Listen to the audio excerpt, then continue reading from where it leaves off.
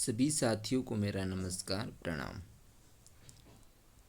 प्यारे साथियों, आज हम जो आपकी एस्टेट की आई है उसमें आप कहाँ पर ऑब्जेक्शन लगा सकते हैं उसी के बारे में चर्चा करेंगे और हम इसकी आंसर की के बारे में सामान्य रूप से जान लेते हैं। तो जो आपका 91 प्रश्न है, जैसा कि इसमें निशान लगा हुआ है, जो फोर्थ है द्वितीय बहुवचन वाला, यही जो है आपका सही आंसर होगा। अब 92 शब्दगत अनुप्रासः कथ्यते, तो ये लाटानुप्रास। अब 93 का जो आपका प्रश्न है, गुरुः शिष्यं पापाद वारेति वाक्यम एतद अस्य उदाहरणम वर्तते, तो इसका जो आपका फोर्थ आंसर है ये आपका सही आंसर होगा। 94 में अहम कार्यम करिष्यामि अत्र रेखांकित पदस्य लंग लकारे परिवर्तनम कुरुतः, तो इसमें ये आ जाएगा अकर्वम। अब अगला जो है आपका 95, समानार्थकम अव्ययम नास्ति, अर्थात समान अर्थ वाला अव्यय नहीं है। इदानीम का अर्थ होता है अब, सांप्रतम उचित या अब दोनों ही अर्थ होते हैं इसके, संप्रति अब और इत्थम इस प्रकार से। समुचितम विकल्पम चिनुत, सही विकल्प को हमें चुनना है। तो इसमें जो आपका थर्ड ऑप्शन है अतिक्रांतो रात्रिम अति रात्र, ये आपका सही आंसर होगा। 97 का जो आपका प्रश्न है उपमानोप उपमेयो यत्र अभेदो भवति तत्र को अलंकार है, तो इसमें जो है रूपक अलंकार आपका सही आंसर होगा। आइए जानते हैं अगले प्रश्नों के बारे में। 98 का जो आपका प्रश्न है बाह्य प्रयत्न कतिधा, तो एकादशदा बाह्य प्रयत्न होते हैं और पंचदा आभ्यंतर होते हैं। अमुष्य पुस्तकम कुत्र अस्ति अत्र रेखांकित पदस्य समुचित अर्थ का, तो इसमें अश्य आपका सही आंसर होगा। अब आगे 100 का जो है अस्मद शब्दस्य द्वितीय विभक्ति वैकल्पिक रूपाणि सन्ति, तो ये जो आपका आंसर है फोर्थ वाला, ये आपका सही आंसर होगा। इसमें कई बार ये भी पूछा जाता है कि जो अस्मद शब्द में विकल्प से कितनी विभक्तियों में रूप बनते हैं, तो 3 विभक्तियों में बनते हैं। अब आपका 101 का जो प्रश्न है शुद्धम वाक्यम चिनुत, अर्थात शुद्ध वाक्य को आप चुने, तो आपका जो ये वाला जो ऑप्शन है ये आपका सही आंसर होगा। सह त्वम अहम च संस्कृतेन व्याहरामः। अब आपका 102 नंबर प्रश्न है अविभावस्य उदाहरणम नास्ति, अविभाव का उदाहरण नहीं है, तो ये अनागतम वाला हो जाएगा, न आगतम अनागतम, ये न तत्पुरुष में चला जाएगा। अब ब्रह्मणः ब्रह्म भवति इत्यस्य एकम पदम भविष्यति, तो इसमें जो है आपका ये च्वी प्रत्यय के अंतर्गत आता है ये कि जो ब्रह्मा नहीं है वो ब्रह्मा हो गया, तो ये इसमें ब्रह्मी भवति ये वाला आपका सही आंसर होगा। 104 में शुद्धम वाक्यम वर्तते, शुद्ध वाक्य है, तो इसमें ये वाला जो आपका आंसर है ये सही हो जाएगा, गंभीरो अयम जलाशयः। ऋग्वेदे 10 मंडलस्य 121तम सूक्तम अस्ति, तो इसका जो सही आंसर होगा आपका हिरण्यगर्भ वाला होगा। अब जो इसमें जो अन्य है, जैसे नाजदी सूक्त है वो 10-129 है, वाक्सूक्त जो है वो 10-125 है और ऊषा सूक्त 3.61 है, तो आप इनको भी ध्यान रखें। अब आगे 106 में महान च असौ राजा महाराजा है, ये वाला आपका सही आंसर होगा। प्र प्लस क्लिप्री प्लस लेप इति सुक्त पदम भविष्यति, तो ये जो थर्ड आपका जो ऑप्शन है ये आपका सही आंसर होगा। अब हमारा जो 110 का प्रश्न है देवर्षि कलानाथ शास्त्री निबंध संग्रह अस्ति, देखो इसमें क्या है, निबंध संग्रह पूछा है। अब मैं आपको बताता हूँ कि ये जो प्रश्न है इस पे आप ऑब्जेक्शन लगा सकते हैं मेरे हिसाब से, क्योंकि जो विद्वद जनचरितामृतम है इसमें संस्कृत जगत के लिए जिन विद्वानों ने अच्छा कार्य किया है उनके जीवन चरित्र का वर्णन है। इसलिए इसका नाम विद्वद जन चरितामृतम है। सुधीजन चरितामृतम, इस पुस्तक में राजस्थान के 13 कवियों का जिन्होंने संस्कृत भाषा के लिए अच्छा कार्य किया है उसके चरित्र का वर्णन है। और कवि चरितामृतम, इसमें उसकी कविताएं वगैरह हैं। और आख्यान चरितामृतम में उपन्यास है, कथा है और ललित निबंध है। तो मेरे हिसाब से ये आंसर सही होना चाहिए। बाकी बोर्ड ने जो है इसको स्वीकार किया है। ठीक है, ये वाला। अब आगे, ईश्वरस्य प्रकृतिस्य इतस्य समुचितम सामासिक पदम चिनुता है। तो इसका ये जो वाला सही आंसर होगा। अच्छा, एक बात और, यदि इसके लिए आप देखना चाहें रेफरेंस में, तो पुस्तक है राजस्थान के संस्कृत मनीषी, और उस पुस्तक में इसका वर्णन है और उसमें साफ साफ लिखा हुआ है कि इसमें जो है कि विद्वजन चरितामृतम के बारे में, सुधीजन चरितामृतम के बारे में और आख्यान चरितम के बारे में, कि इसमें जो है क्या क्या है। तो आप जो है इस पर ऑब्जेक्शन लगा सकते हैं, तो आपको इसका फ़ायदा भी मिल सकता है। अब अगला जो प्रश्न है आपका, ईश्वरस्य प्रकृतिस्य इतस्य समुचितम सामासिक पदम चिनुतः। तो ये आपका ईश्वर प्रकृति ही, ये आपका सही आंसर होगा। 112 में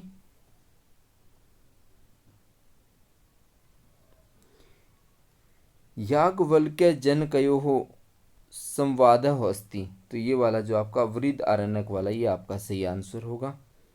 और शुद्धम वाक्यम अस्ति, इसमें 108 में अहो विधि बलवान है, ये आपका सही आंसर होगा।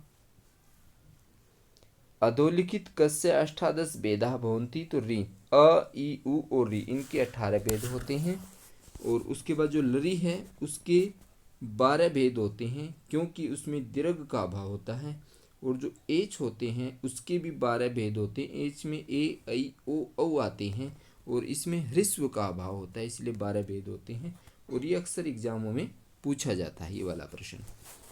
अब 110 का जो है, 109 हो गया हमारा, 110 हो गया, 111 हो गया, 112, 113 में 113 का जो आपका आंसर है वो हो जाएगा, ये वाला सही आंसर हो जाएगा।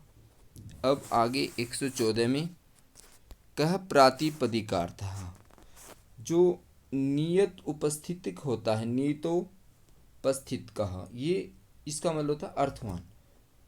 तो ये आपका सही आंसर होगा। हनुमान अवधि तरद दुष्कर्म की महात्मा नाम। तो ये वाला आपका सही आंसर होगा, अर्थांतरनाश अलंकार।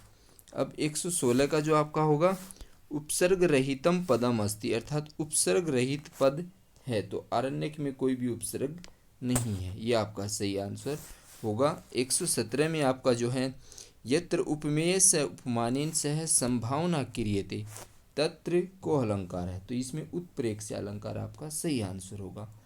अब आगे सर्वोपयुक्तम वाक्यम अस्ति, सबसे उपयुक्त वाक्य है। तो ये वाला सही है, क्योंकि अलम के योग में तृतीय विभक्ति होती है जब निषेध की बात हो।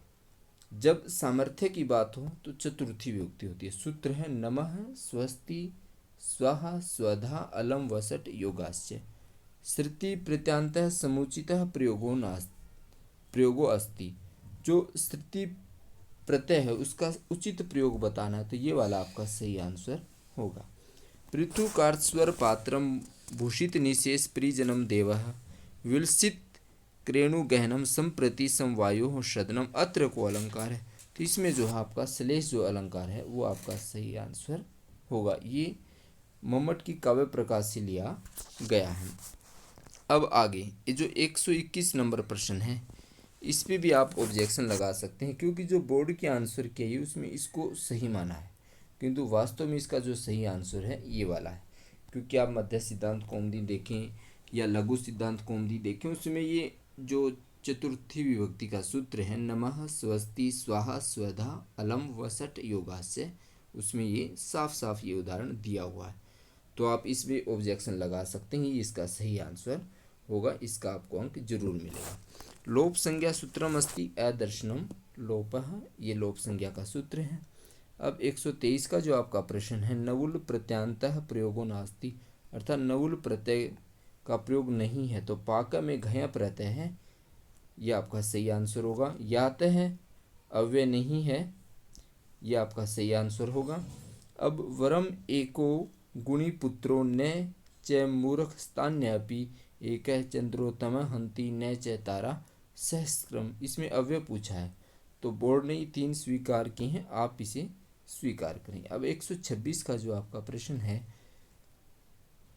आधारो अधिकरणम अत्र आधार कति विधा, आधार जो है 3 प्रकार का होता है, एक तो होता है औपश्लेषिक, एक वैशेषिक और एक अभिव्यापक। औपश्लेषिक का जो उदाहरण है अक्सर परीक्षा में पूछा जाता है, इसका है कटे आस्ते, और वैशेषिक का मोक्षे इच्छा अस्ति, और अभिव्यापक का जो आपका उदाहरण होगा वो है तिलेसु तेलम। अब आगे 122 का यथोचितम मेलनम कुरुतः, सही मेलन करना है हमें। तो इसमें जैसे वसंत तिलका में एक चरण में 14 होते हैं, मंदाक्रांता में 17 होते हैं, मालिनी में 15 होते हैं, और शार्दुल विक्रीडितम में 19 होते हैं।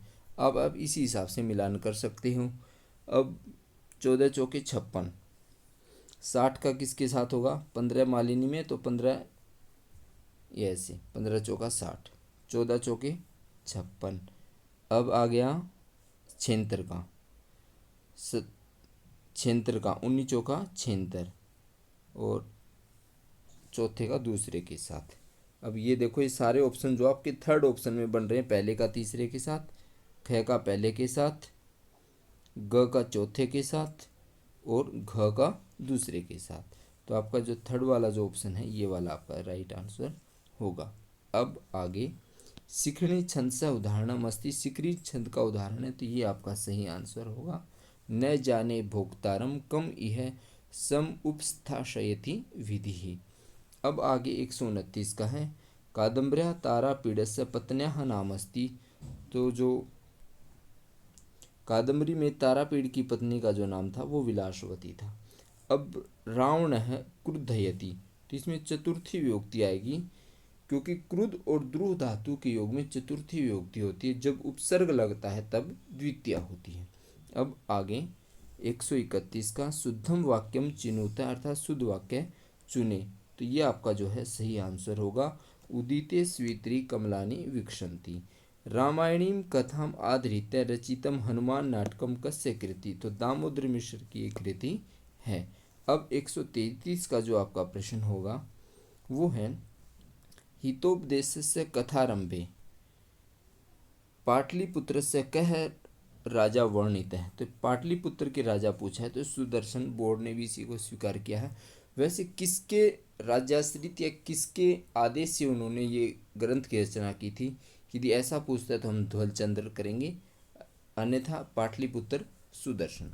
अब आगे यथोचितम विकल्पम चिनुता है, तो ये वाला आपका सही आंसर होगा। अब आगे आधार किस लय कोमल विटपानुकारिणो बाहु अत्र छंदः किम छंदः, तो ये जो आपका आर्या वाला है ये आपका सही आंसर होगा, आर्या छंद। अब आगे चाय शतकम इत्यस्य रचनाकारः कः, अर्थात चाय जो शतक है उसके रचनाकार कौन है, तो इसके पदम शास्त्री हैं, ये आधुनिक कवि हैं। सुमेलनम कुरुत है, अर्थात सही मेल करो, इसमें हमें मेल करके बताना है कि कौन सा सही मेल है। कार्यम में जो होता है वो नत प्रत्यय होता है, अब देयम में यत प्रत्यय होता है, भृत्य में कैप प्रत्यय होता है, आदाय में लेप प्रत्यय होता है। अब ये देखो 3, 4, फिर उसके बाद 1 और 2, तो ये जो सारे ऑप्शन फर्स्ट में मिल रहे हैं ये आपका राइट होगा। अब 138 में शुद्धम सूत्रम अस्ति, शुद्ध सूत्र है, तो इसमें शुद्ध सूत्र हमें बताना है। तो एंगी पर रूपम शुद्ध है, अदेंग गुणा लिखा हुआ, अदेंग गुण होना चाहिए था। वृद्धि रईची लिखा हुआ, रेची होना चाहिए था। एंग पदांतादति होता है, एंगी पदांतादति लिखा हुआ है। ये इधर गलती कर रखी थोड़ी सी, इधर ये मात्रा 2 लगा दी, एक आनी चाहिए थी। यहाँ पे जो है आ की मात्रा लगा दी, ये नहीं आनी चाहिए थी। तो छोटी छोटी मिस्टेक की हैं। तो आपका ये वाला सही आंसर होगा। 139 में